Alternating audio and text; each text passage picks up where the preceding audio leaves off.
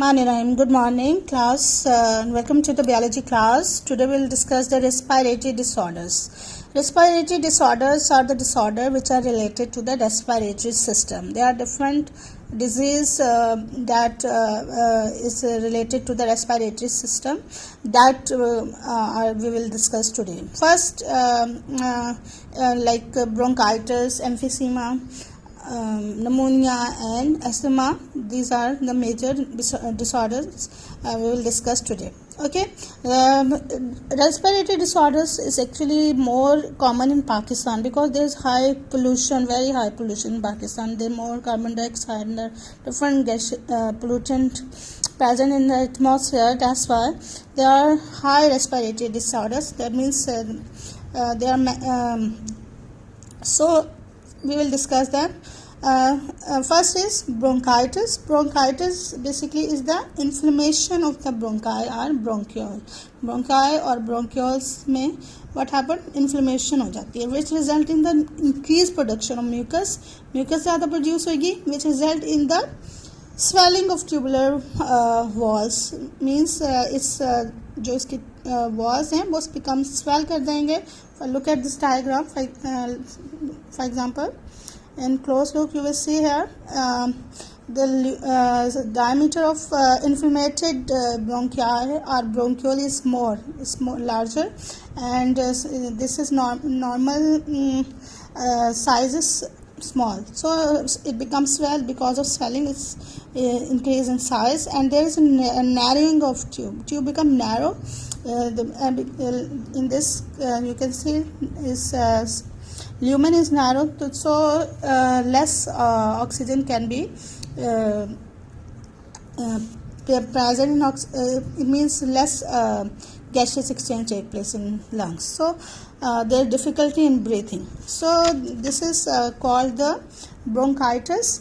And now what are the causes क्या है इसके? So basically it is caused by viruses, bacteria or exposure to chemical irritants like tobacco smoke की वजह से भी, smoking की वजह से भी ब्रोंकाइटिस हो सकता है. आपने बेसिकली इसको पॉइंट्स में लिखना है. इस तरह से पहले आप इंट्रोडक्शन लिखेंगे. फॉर एग्जांपल जैसे अभी हमने शुरू में पढ़ा, bronchitis is inflammation of bronchi और ब्रोंक्यूल, और लास्ट तक ट्यूब्स तक आप इसका इंट्रोडक्शन लिखेंगे. पॉइंट आप इसके बेशक नोट्स बना लीजिए और फिर इसके कॉजेज़ लिखें. These are the causes like viruses, bacteria और chemical irritants. These are causes. And then इसके टाइप्स हैं. They are basically two major types of bronchitis discuss, और फिर लास्ट में इसके सिम्टम्स जो हैं वो आप इसका पॉइंट बनाएंगे. तो दे आर 4 पॉइंट्स बना सकते हैं आपके, तो from your book. Okay, the major types जो हैं इसके, they are 2 types, acute and chronic bronchitis. Acute and chronic में क्या डिफरेंस होते हैं? एक्यूट बेसिकली जो डिजीज़ हैं वो सडन होती हैं और इसमें होती हैं बहुत, और जो क्रॉनिक होती हैं वो इट टेक टाइम्स एंड ये ग्रेजुअली डेवलप होती हैं. एंड फॉर एग्जांपल डायबिटीज़ वगैरह जो आहिस्ता आहिस्ता होती हैं. तो they basically chronic and acute bronchitis. There acute bronchitis usually lasts about 2 weeks, और बट इसमें क्या होता है, पेशेंट का there is no permanent damage to the bronchi or bronchiole, therefore patient recover after that period 2 weeks. And then in chronic bronchitis, the bronchi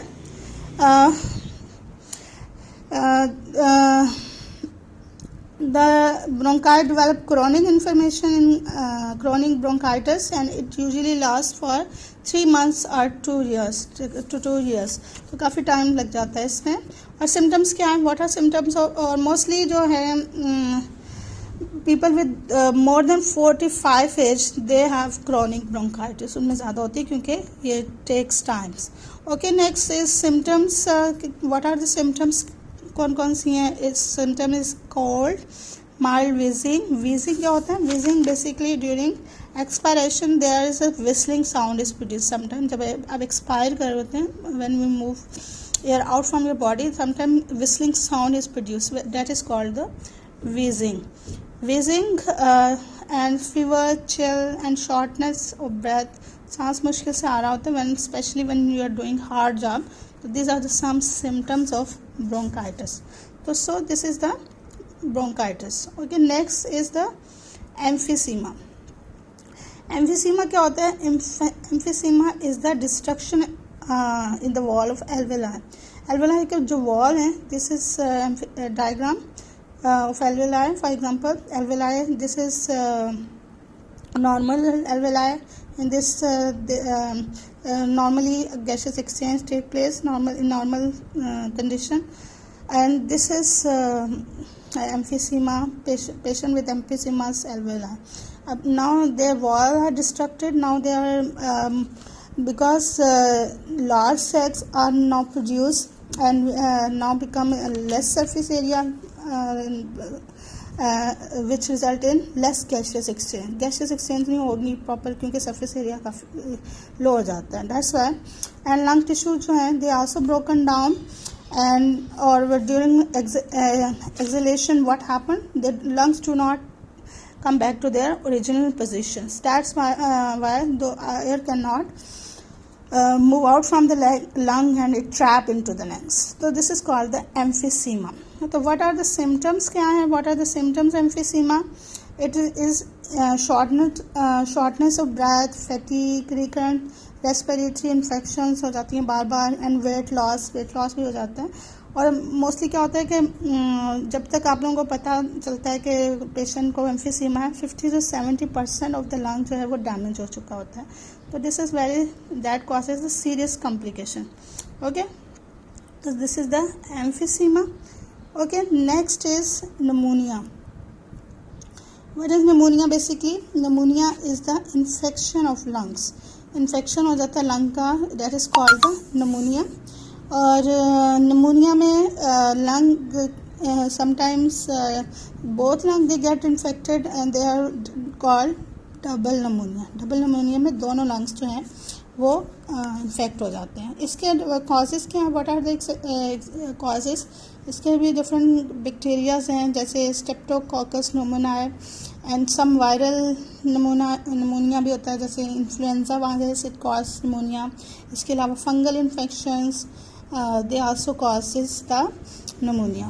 Okay, what happen basically in pneumonia when person suffer from pneumonia, what are ever the causative agent? कोई भी चीज़ का bacteria virus है या fungal है जिसकी वजह से pneumonia हो रहा है, इट एंटर इनटू एनवेलाई और वहाँ पे they settle down, they grow in numbers, ज़्यादा से ज़्यादा होते जाएंगे और फिर वो क्या करेंगे, लंग टिश्यूज़ को ब्रेक डाउन कर देंगे और जिसकी वजह से वहाँ पे फ्लूइड और पस जो है वो प्रोड्यूस हो जाएगा और जिसकी वजह से person have difficulty in breathing and poor very poor oxygen is in blood.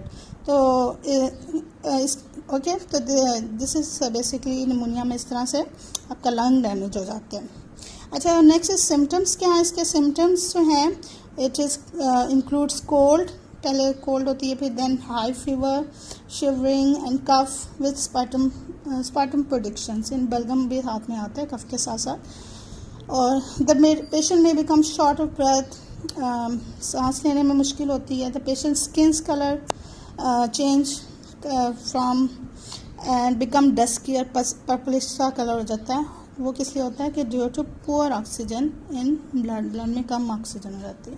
So this is the pneumonia. इसके भी आप पॉइंट्स बेशक बना लें, इंट्रोडक्शन लिखे हैं इसका, इसमें कॉजेज़ क्या हैं और इसकी हाउ इट कॉजेज़ निमोनिया और इसकी ट्रीटमेंट क्या है. Basically there are treatments like vaccines हैं. वैक्सीन्स भी बिफोर डिजीज़ आप देते हैं, वे आप तो आप अक्सर बच्चों में वैक्सीनेशन की जाती है निमोनिया की शुरू में, और इसके अलावा एंटीबायोटिक्स भी यूज़ करते हैं. ओके, तो there are vaccines and antibiotic are available for the treatment of pneumonia. Okay, next is asthma. Asthma और एस्मा भी कहते हैं इसको sometimes. Asthma is a form of allergy है. What is this? It's a form of allergy. Different people have allergy from different materials. Like some people have allergy from dust, some have from smoke, perfumes, pollens. इन सब चीज़ों से some people have allergy and which result in asthma. और asthma. Okay, तो allergy की वजह से what happen, this result in inflammation of the bronchi. Bronchi में inflammation हो जाएगी. यहाँ पे भी जो है उसी तरह से जैसे अस्थमा ब्रोंकाइटिस में पड़ा था, इसमें भी ब्रोंकाई और ब्रोंकोस बिकम नैरो. यहाँ पे देखें इट्स वेरी नैरो, और इसकी वजह से patient have difficulty in breathing, सांस लेने में बहुत मुश्किल होती है पेशेंट को. तो this is normal basic bronchus and this is the bronchus of the asthma patient. Okay, or mostly when this asthma patient, when they exposed to any allergens, then they do not feel good and they have difficulty in breathing. Okay, symptoms क्या होती हैं इसके? symptoms asthma के they may vary from person to person, her person में different होती है, but major symptoms they are shortness of breath, especially with exertion, और at night सांस लेने में मुश्किल होती है, स्पेशली नाइट में, रात में. वीजिंग होती है, विजिंग साउंड प्रोड्यूस होती है. Cough and chest tightness, these are the symptoms of asthma. Okay, next, तो how you treat asthma? Mostly inhalers use करते हैं. The inhalers have ability to dilate the bronchi और bronchioles. वो bronchi bronchioles का air passage ज़रा open कर देती हैं. That's result in the temporary जो है पेशेंट का ही विल ईजिली वो सांस ले सकता है. तो that's the treatment of ESMA. Okay, I think you will learn it today, and okay, Allah Hafiz.